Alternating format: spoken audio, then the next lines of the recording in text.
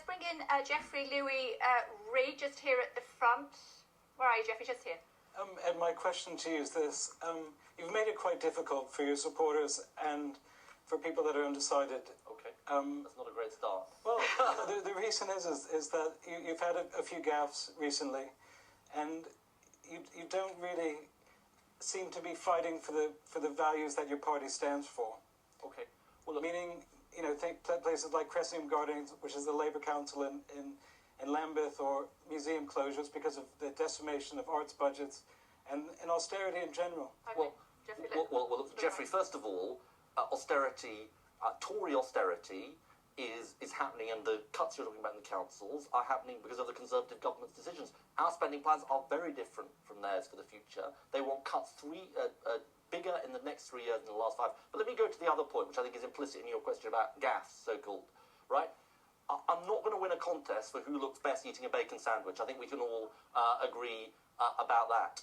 And it's not happy with your answer. They're shaking heads and all sorts of things. Right, can we get a microphone there, sir? Look, I'll just make this one point, and then I'll very quickly, if you would. Look, what I stand for, what I think matters in politics, is ideas to change the country, principles, sticking to your principles when you've got powerful opponents like the energy companies or the banks or Rupert Murdoch, and frankly, decency.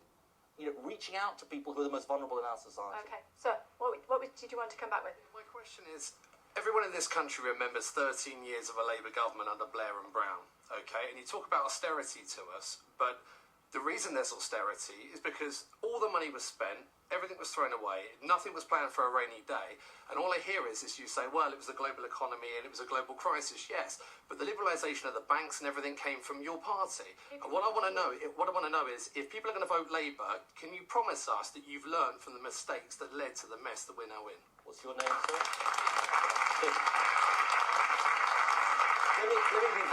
Let me be very specific on that, Tim. We were wrong. Dean, sorry. We were wrong on the regulation of the banks. We got it wrong. The banks were under-regulated, right? Now, other people were saying we should regulate them even less, but we were wrong, along with countries all around the world and regulators around the world. I'm sorry we got it wrong.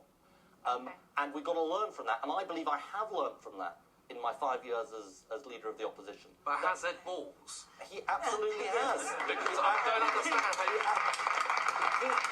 He was the first person to say we've got to make sure that the banks are properly regulated in the future. But let me say something else. The banks have got to work better for our businesses. That is a problem that goes back decades. These historic problems that we've got to solve.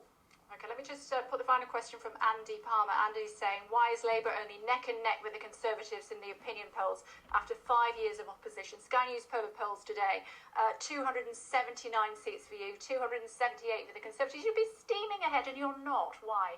Look, I take an old-fashioned view on this, which is let's let the people decide in 6 weeks' time, Kate. I'm not a commentator.